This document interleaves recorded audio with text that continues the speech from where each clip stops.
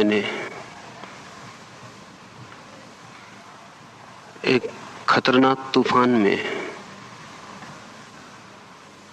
कोई नाव उलट गई थी।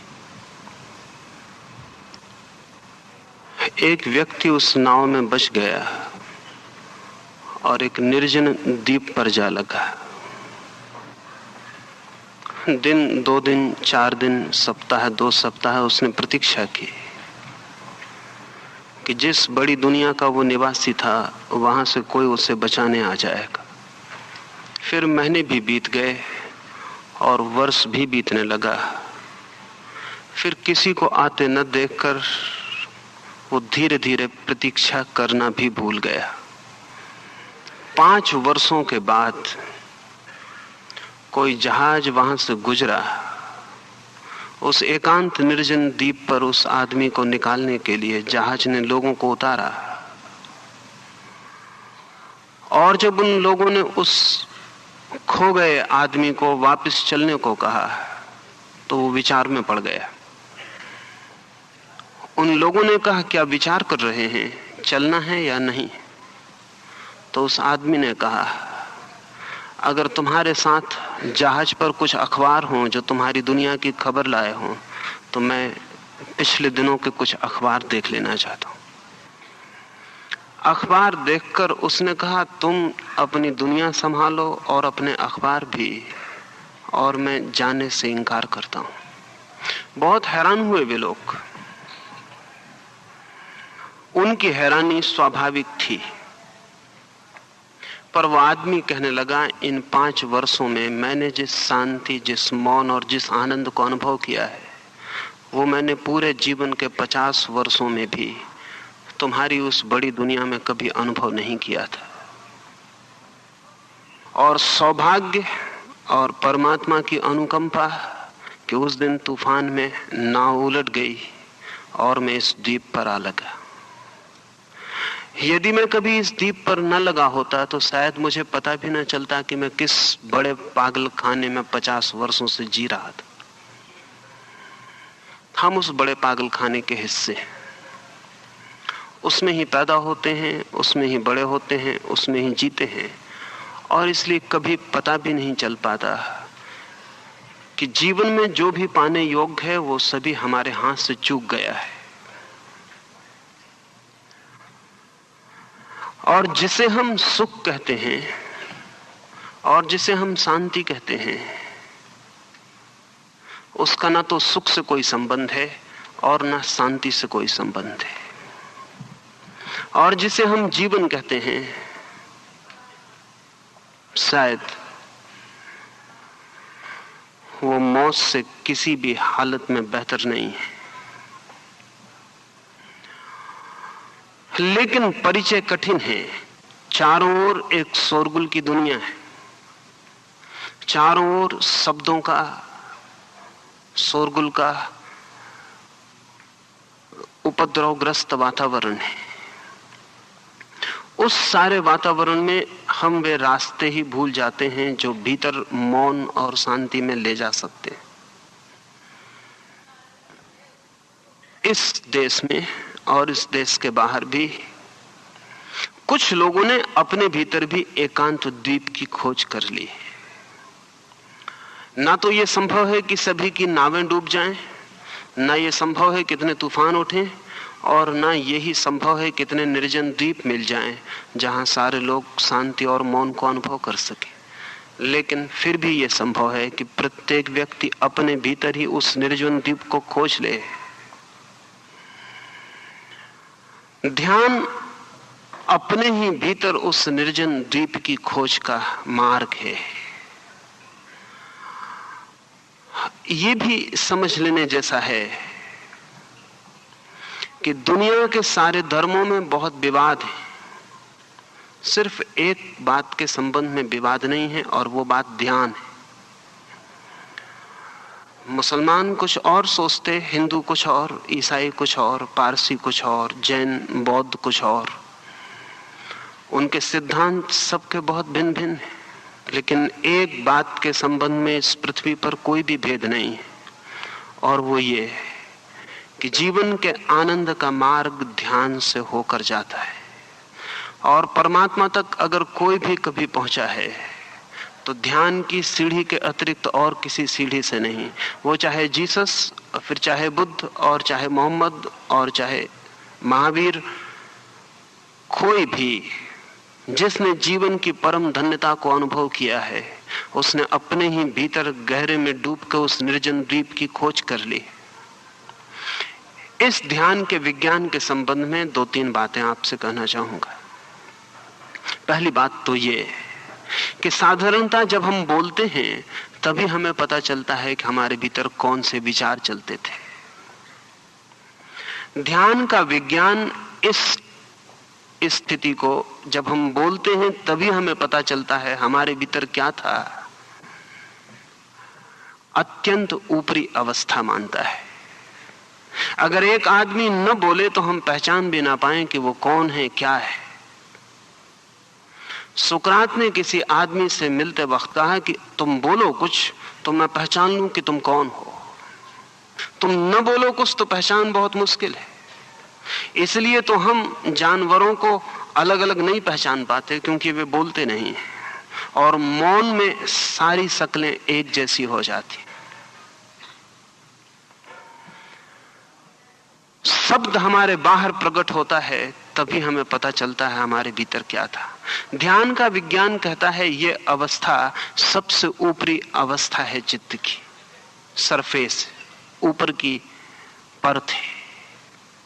हम नहीं बोले होते हैं तब भी पहले उसके विचार भीतर चलता है, अन्यथा हम बोलेंगे कैसे। अगर मैं कहता हूं ओम, तो इसके पहले कि मैंने कहा, उसके पहले मेरे भीतर ओंठों के पार और मेरे हृदय के किसी कोने में ओम का निर्माण हो जाता है। ध्यान कहता है वो दूसरी परत है व्यक्तित्व की गहराई की। साधारणतः आदमी ऊपर की परत पर ही जीता है, उसे दूसरी परत का भी पता नहीं होता। उसके बोलने की दुनिया के नीचे भी एक सोचने का जगत है, उसका भी उसे कुछ पता नहीं होता। काश हमें हमारे सोचने का जगत का पता चल जाए तो हम बहुत हैरान हो जाएं। जितना हम सोचते हैं उसका बहुत थोड़ा सा हिस्सा वाणी में प्रकट होता है। ठीक ऐसे ही जैसे एक बर्फ के टुकड़े को हम पानी में डाल दें तो एक हिस्सा ऊपर हो और 9 हिस्सा नीचे डूब जाए। हमारा भी 9 हिस्सा जीवन का विचार का तल नीचे डूबा रहता है, एक हिस्सा ऊपर दिखाई पड़ता है। इसलिए अक्सर ऐसा हो जाता है कि आप क्रोध कर चुकते हैं तब आप कहते हैं कि यह कैसे संभव हुआ कि मैंने क्रोध किया। एक आदमी हत्या कर देता है, फिर कहता है, पछताता है कि कैसे संभव हुआ कि मैंने हत्या की। इन स्पाइट ऑफ मी, वो कहता है मेरे बावजूद ये हो गया, मैंने तो कभी ऐसा करना ही नहीं चाहा था। उसे पता नहीं कि हत्या आकस्मिक नहीं है, पहले भीतर निर्मित होती है, लेकिन वो तल गहरा है और उस तल से हमारा कोई संबंध नहीं रह गया। ध्यान कहता है पहले तल का नाम बैखरी है, दूसरे तल का नाम मध्यमा है, और उसके नीचे भी एक तल है जिसे ध्यान का विज्ञान पश्यंती कहता है। इसके पहले कि भीतर ओंठों के पार हृदय के कोने में शब्द निर्मित हो, उससे भी पहले शब्द का निर्माण होता है। लेकिन उस तीसरे तल का तो हमें साधारणतः कोई भी पता नहीं होता, उससे हमारा कोई संबंध नहीं होता। दूसरे तक हम कभी कभी झांक पाते हैं, तीसरे तक हम कभी नहीं झांक पाते। ध्यान का विज्ञान कहता है कि पहला तल बोलने का है, दूसरा तल सोचने का है, तीसरा तल दर्शन का है। पश्यंती का अर्थ है देखना। जहां शब्द देखे जाते हैं, मोहम्मद कहते हैं कि मैंने कुरान देखी, सुनी नहीं। वेद के ऋषि कहते हैं हमने ज्ञान देखा, सुना नहीं। मूसा कहते हैं मेरे सामने 10 कमांडमेंट्स प्रकट हुए, दिखाई पड़े, सुने नहीं। ये तीसरे तल की बात है, जहां विचार दिखाई पड़ते हैं, सुनाई नहीं। तीसरा तल भी ध्यान के हिसाब से मन का आखिरी तल नहीं है, चौथा एक तल है जिसे ध्यान का विज्ञान परा कहता है। वहां विचार दिखाई भी नहीं पड़ते, सुनाई भी नहीं पड़ते। और जब कोई व्यक्ति देखने और सुनने से नीचे उतर जाता है तब उस चौथे तल का पता चलता है। और उस चौथे तल के पार जो जगत है वो ध्यान का जगत है। ये चार हमारी परतें हैं। इन चार दीवालों के भीतर हमारी आत्मा है। हम बाहर के परकोटे की दीवाल के बाहर ही जीते हैं, पूरे जीवन शब्दों की परत के साथ जीते हैं और स्मरण ही नहीं आता कि खजाने बाहर नहीं है, बाहर सिर्फ रास्तों की धूल है, और आनंद बाहर नहीं है। बाहर आनंद की धुन भी सुनाई पड़ जाए तो बहुत। जीवन का सब कुछ भीतर है, जड़ों में गहरे अंधेरे में दबा हुआ। ध्यान वहां तक पहुंचने का मार्ग है। पृथ्वी पर बहुत से रास्तों से उस पांचवी स्थिति में पहुंचने की कोशिश की जाती रही है, और जो व्यक्ति इन चार स्थितियों को पार करके पांचवी गहराई में नहीं डूब पाता, उस व्यक्ति को जीवन तो मिला, लेकिन जीवन को जानने की उसने कोई कोशिश नहीं की। उस व्यक्ति को खजाने तो मिले, लेकिन खजानों से वो अपरिचित रहा और रास्तों पर भीख मांगने में समय बिताया। उस व्यक्ति के पास वीणा तो थी जिससे संगीत पैदा हो सकता, लेकिन उसने उसे कभी छुआ नहीं। उसकी अंगुलियों का कभी कोई स्पर्श उसकी वीणा तक नहीं पहुंचा। हम जिसे सुख कहते हैं, धर्म उसे सुख नहीं कहता, है भी नहीं। हम भी भली भांति जानते हैं हमारा सुख करीब करीब ऐसा है। मुझे एक छोटी सी कहानी याद आती है। एक आदमी अपने मित्रों के पास बैठा है, बहुत बेचैन, बहुत परेशान, और ऐसा मालूम पड़ता है उसके भीतर कोई बहुत बहुत कष्ट, कोई भीतर वो बहुत पीड़ा को दबाए हुए। अंततः एक मित्र उससे पूछता है, इतने परेशान है, बात क्या है? सिर में दर्द है, पेट में दर्द है? उस आदमी ने कहा, नहीं, ना सिर में दर्द है ना पेट में दर्द, मेरे जूते बहुत काट रहे हैं, बहुत तंग हैं जूते। मित्र ने कहा, तो जूतों को निकाल दें, और अगर इतने तंग जूते हैं कि इतना परेशान कर रहे हैं तो थोड़े ठीक जूते खरीद लें। उस आदमी ने कहा, नहीं, ये ना हो सकेगा, मैं वैसे ही बहुत मुसीबत में हूं।